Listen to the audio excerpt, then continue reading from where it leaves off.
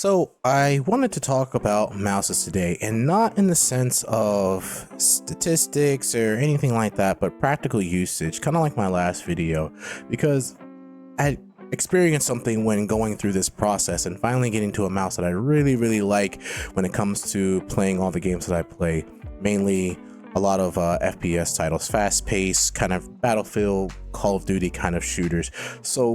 And just once I finally got to this point, it kind of just opened my eyes to why people are so particular about the different aspects of using a mouse, from the sensors to the clicks to the side buttons and just everything. So I first wanted to start off with the mouse that I had used in the beginning. Now, I started playing PC around 2020 actually. And one of the things that I have found that I really enjoyed was I like the idea of multiple side buttons in those kinds of games. Now, I noticed that historically that's not really used often, right? Like most of the time, if you have mouses that have multiple thumb buttons, or sniper buttons, I think it's the correct term, they are primarily used in things like League of Legends or Dota, mostly MOBA games, right? But for me, I found it very useful for things like using it for games like Call of Duty if I want to prone. I also used it for crouching, abilities, opening doors, etc. And it allowed me to kind of primarily focus on movement on my left hand. I didn't have too many keys to have to hit, especially switching over to WASD from controller. Getting used to that, it definitely saved me from having to have too many things to have to click while moving, right? So my first mouse ended up being a Red Dragon. It was I think it was a 3-button mouse, and that's kind of where I discovered that, man, if I had more of these buttons on the side, I think it would be so nice. So I ended up trashing that mouse because the buttons ended up getting just pressed in and overused, and the mouse itself just started to, wear and tear. So I ended up getting my first Logitech mouse, which was the LG G604. Now, if I go to my face down, you can see this one has about 6 of these buttons, right? So I can't even remember how I used to use this, to be honest. It's been so long ago. You can see this mouse has definitely seen better days. I'm actually still using it on my streaming rig. It's perfect for editing and stuff. That's another reason why I think these mouses are used like this. But I used to use this for just about most of my primary functions that didn't require me to hold or press 2 things at a time, like if they were separate functions kind of thing. So man, this was like, I used this mouse from 2020 up until about, I'd say about 2023. So a good amount of time, And what caused me to switch from it was after I started to get better, my aim and everything like that, I started to notice how heavy it was. And this particular mouse actually utilizes batteries, so you can see the little Duracell in there, so it added on to the weight. So eventually it was like, okay, I like how big it is. I have some pretty big hands, so that was a good fit too, but it just was moving too slow for me when it came to FPS, right? So moving down the line, I ended up switching over to the Roccat Kone XP. Once again, the mentality was have as many buttons on the side as I possibly could. Now, at first, sacrificing 2 buttons, the idea of it was just like, I'm kind of used to my 6, but I started to get a little bit more proficient with WASD. On top of the fact, I switched over to a analog keyboard combination. Now, the first analog keyboard combination I used to have was a gaming mod kit analog, and I'll save that for another video. I'm not using that one now, but I am still rocking the analog keyboard hybrid, right? So in doing so, it freed up my WASD to be used for anything else. So that allowed me to sacrifice a few buttons on the side for a bit more speed, a lighter mouse. So I ended up going with the Roccat Kone XP, right? Now, this is where I start to get into like a few of the things and then run into a few of the issues. And it taught me why, once I went into the next mouse that I'll get into, why that people look at things like sensors and the mouse clicks and just the overall quality of the mouse. Now, there's no creaks in this. It didn't bend, it didn't give. And in the beginning, playing a lot of my games, I didn't really notice any issues or any problems. But around the end of this mouse's lifespan, which was only pretty recently, so within the last end of last year of 2025, I had broken, you can kind of see the wobble here. I had kind of broken the one of the buttons here, and I think I used this for sprinting on all my FPS games, so it was used often. So I think the clips inside that keep it in place broke off, and there were often times where I would notice little situations where when I would move the mouse, it wouldn't move, like show I'm tracking my target, and all of a sudden it just stops or skips a little bit. And for the longest time, I thought it was just a game, and primarily playing only Call of Duty at the time, it made sense to kind of just assume, oh, it's got to be COD, because when does COD ever really work 100%, right? But over time, as I'm playing other games, I started playing Battlefield 6, Red Sec comes out, I tried a little bit of Marathon, I've done a little bit of, I forgot the other extraction shooter that was Arc Raiders, and started noticing the same thing, and it just got me thinking, is it the mouse or is it my PC? And so eventually, just because of the broken button, I decided to try this next mouse. This is the LG 305. Now, this was the first mouse I decided to use that only had 2 thumb buttons on the side, and I wasn't sure what to expect, considering the fact I had been using more than 2 for the last, since I jumped onto PC in the first place. So I wasn't sure what to expect, but at this point I wanted to have more options. There just aren't a lot of mouses that have those side buttons that are quick. They're light, but they also have a good amount of sniper buttons or thumb buttons on the side. So this was what, I think like $40 on Amazon. So I figured, hey, not too expensive, not that big of a commitment. Let's give it a shot. And man, the quality and it may be, I'm not sure if it was placebo or if it had just been, I had gotten so much better. I like the practice and just the constant dying and respawning and just, taking my fights and learning and just overall just improvement in my skill on mouse and keyboard. Just, I was able to perceive things that I couldn't perceive in the beginning, as far as just like knowing when something is just off aim wise, right? Whether it's my own skill or the hardware. But this mouse, trying this mouse out, definitely exposed that for me and showed me that, wow, I think the quality of just hardware that I was using mouse wise was not it. Ironically enough, when I finally went back to the Best Buy page for the Roccat Cone, the ratings were not that great, especially for my standards. I usually don't buy things that are below like a 4.5 out of 5, and the majority of the comments when I go through it were saying a lot of the same things. The sensor was bad, like just tracking overall was just not there, and just some people had problems with the mouse click. I didn't really care too much about the mouse click, but for me, just the overall just tracking was not great. And I didn't realize it until I tried this 305, this $40 mouse from LG.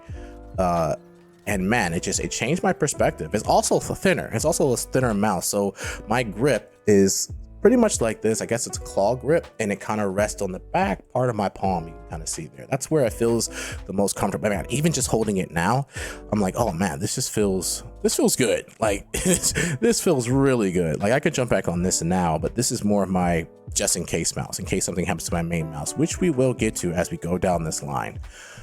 So once I kind of got the idea and felt what this felt like, just sensitivity wise and tracking wise, and even just like the mouse click, the side buttons were like my biggest issue with this. Not how many there was, because eventually I got used to that. I was surprised how quickly I got used to that, but more so the feeling. I don't like how thin these buttons are, and you can kind of hear the clicking through my microphone, but I don't like how thin it was. I didn't like how thin the buttons were. They're manageable, but if I had the choice, I would have chosen something a little bit, I don't know, more pronounced, a little bit bigger, just once again, bigger hands. So, but that's later after this. So after I go through this process, I'm curious, okay, I'm trying my claw grip. I'm thinking to myself, okay, because I am doing claw and I don't have my whole hand resting on the mouse, maybe I choose a mouse that I can just rock with claw the entire time.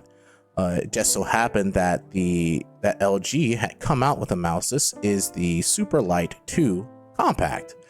And my processing is, well, I'm doing claw, so it being compact, it is slightly smaller body than the Superlight. Mind you, I've never used a Superlight before. I'd seen its popularity, but something about it just didn't feel right, and I was just trusting my instincts at the time. But I wanted to just give this one a shot, right? So my thought process was, okay, I'm doing claw. It's not fully, and this is before I realized that it resting on my palm was something that I actually did like.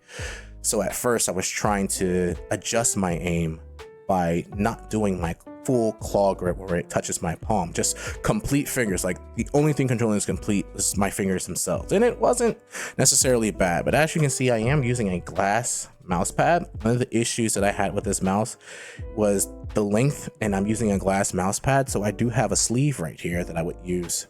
And the part of the sleeve, like if I put it on, it would kind of raise up on this part, and given that the length of this mouse is kind of short, the mouse would get caught inside the sleeve a little bit, which was annoying. On top of that, I realized that my claw grip, I put a lot more pressure on my pinky and I guess my ring finger and my thumb. That's how I control the left and right movement more so. And given how much more narrow this mouse is compared to the 305, the Roccat, the 604, and the next mouse, it caused me to, my hands were always tense. So in the beginning of the session, fine. But after a couple of games, it was just, I could feel that tension start to build up, and it got annoying. Eventually, I kind of just accepted the fact that I think this mouse is just generally too narrow and just small for how I like my grip. And at this point, I didn't even realize how much I actually liked it to kind of rest on my palm to reach it, right?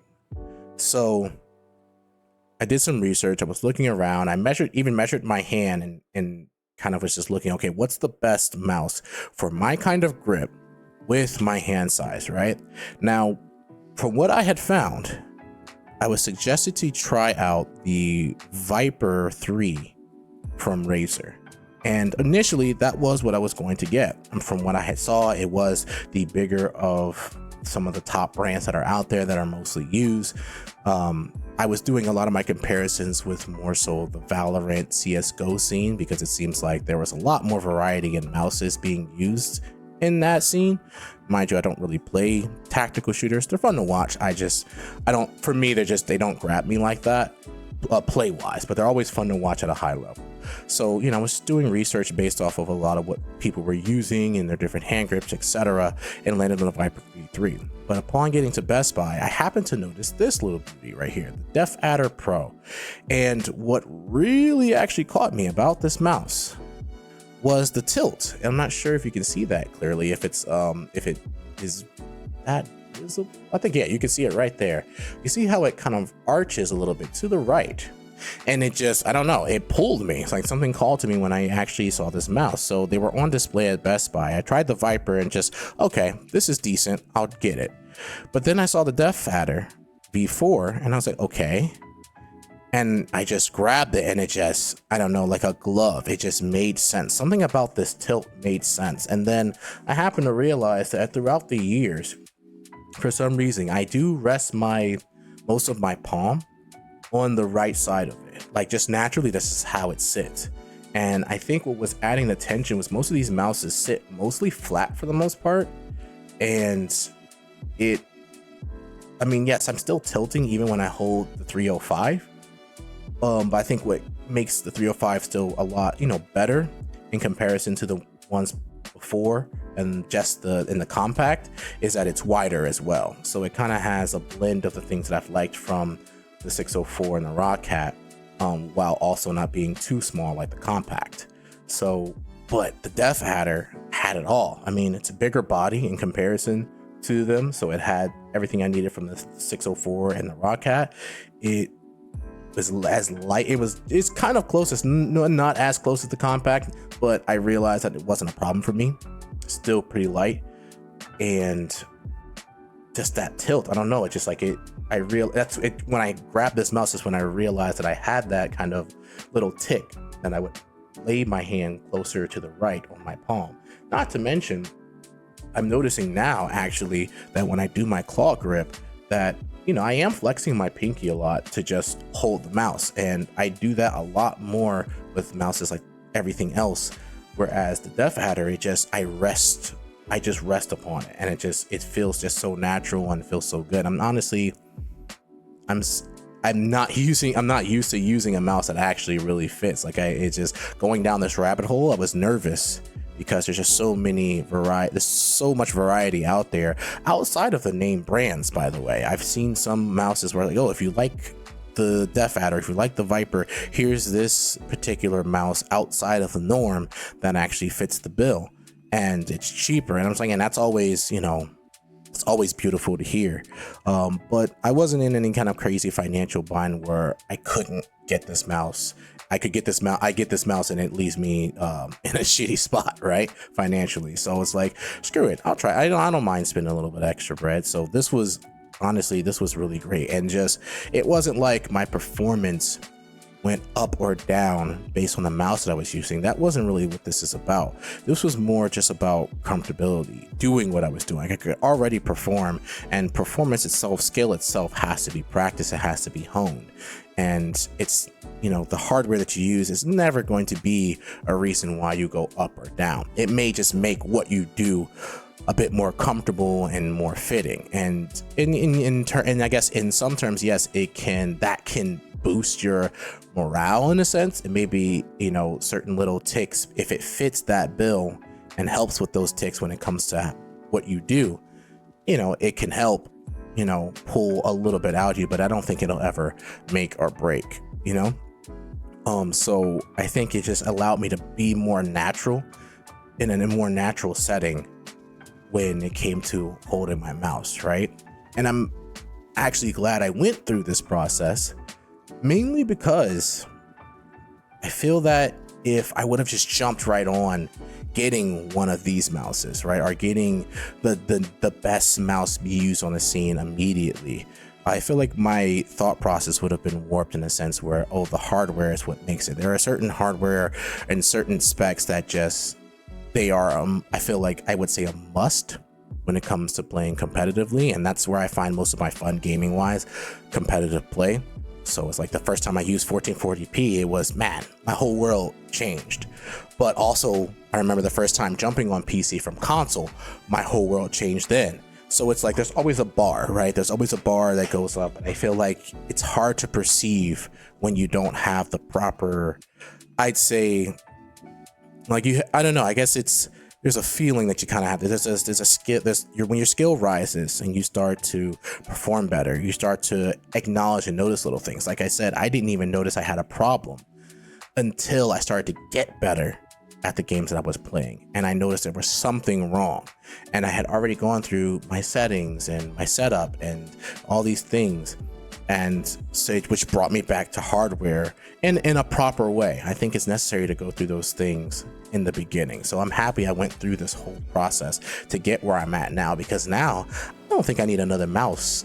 I don't think I need another mouse unless they do something to the Death Adder and that just changes the game. And then once again, it helps with the little ticks that I have with my play or with how I hold my mouse. I don't see any reason to really switch to another mouse, right? I'm at a point now where most of the hardware that I have, I'm quite happy with. There are a couple of things quality wise that I want to try. There are also some things gameplay wise, something that I'm curious how my immersion will feel that I want to try. But just this whole process with this mouse thing, it was I'm gonna say this was fun. I mean, from the Roccat all the way down to the Death Adder was over the course of, I'd say, the last 6 months of 2025. And it wasn't necessarily, I wouldn't say it was a grueling process. It was a bit annoying, especially when I found different things about the mouses that I didn't like, mainly being the compact in the Roccat. It was, you know, but other than that, it was enjoyable, and it was really nice to finally get to a conclusion where it's like, yeah, this fits, like this fits. And as you can see, there's a bit of a theme here. Like most of the things on my setup are black, you know, and that can be a little bit annoying when it comes to cleaning and stuff like that. And I honestly felt like I wanted to add some color to it, something that kind of just breaks that mold. They do have a green one, and green being my favorite color would have made a lot of sense. However, I don't know, something about the white one stood out more to me, and it just, honestly, once I put it on my setup, it worked. Like, it's really nice. Not to mention, I do like to do a top-down view when it comes to a lot of my videos, when it comes to especially even when I'm streaming occasionally. So I feel like it stands out. You can really see what's a lot happening when I am doing it. So, but yeah, I just wanted to kind of get into that, and once again, more on the practical usage side. And like, I know all these things have their specs and their weights and their this, that, and the third, but I feel like that, you know, it ultimately, it doesn't answer the question of, does this fit for you? I think ultimately you have to go through these processes, right? You have to go through these processes and kind of figure out where you stand. What are your ticks? What are your little nuances when it comes to how you hold your mouse or how you place your hand with your keyboard, and not so much, or what's the best way to do it, because what's quote unquote sometimes the best way isn't necessarily always the best way for you, right? So I think this is what, you know, when some videos are put out, what they mean by personal preference. You have to go through these processes and think about how you like to do things, what's comfortable, what's uncomfortable, and kind of break that down to get to a point where you realize, I know exactly what I'm looking for, right? You know, because I tried different grips. I think in the beginning, especially when I was using the 604, at first I did like a 3-finger claw grip. So I was, you know, my left and right were primarily dictated by my pinky and my thumb. But I realized that my tracking to the left was very weak, mainly because I was only using my pinky. But the reason why I did the 3-top claw grip was so that I can use my pings, right? Once I switched to just a 2-finger on the top claw grip, it made it significantly easier to track to the left side. And it was this, oh man, I won a lot more of my gunfights when players would track to that side. That the first time that it happened, I shocked myself. I actually had to stop for a second. I was like, wow, did I actually do that? So I'm still working on how to effectively hit my ping while, you know, in the middle of those fights and things like that. I might switch that to another keybind, but we'll see. I'll have to play around with it. But yeah, that's the end of the video. I just wanted to kind of go through that because this was a very interesting experience, and I'm so happy with this mouse. It's really crazy. I understand and I get a lot of the times when it comes to Razer products, it's just a name. Even with LG, I've been hearing a lot of people, oh, it's just a name that they're bouncing off of. It's just a name that they're using to prop themselves up and to sell things that don't really make a difference. But for someone who played on low quality mouses for a long time, to finally get to this point where I'm playing on something that I think is used quite a lot in the competitive scene for a lot of different games, I get it. Like I get why these things like the sensors and the thumb buttons and the clicks, like I get why these things are so important to players and how useful they can be when they are of a high quality. I'm going to be doing something interesting. I don't like the idea of having things that I don't use. Now the Roccat is broken, so I'm just going to toss that. I still use the 604 for editing and stuff, and the 305 I think is going to be my backup mouse just in case anything happens to the Razer. So I'm going to be giving away this Superlight Compact 2 just to anyone who wants it. I'm going to be doing just a random raffle kind of thing, so just comment down below what games you play. You know, what's your grip type? You know, do you play Call? Do you play Palm? I'm really interested to see if there are any other types of grips. I've only seen like the full palm and the claw, so you know, teach me something. And I'm just gonna do a random raffle and just, you know, I'm gonna give away this mouse to whoever gets selected. But I appreciate you guys tuning in and hearing me ramble, and I hope to see you in the next one.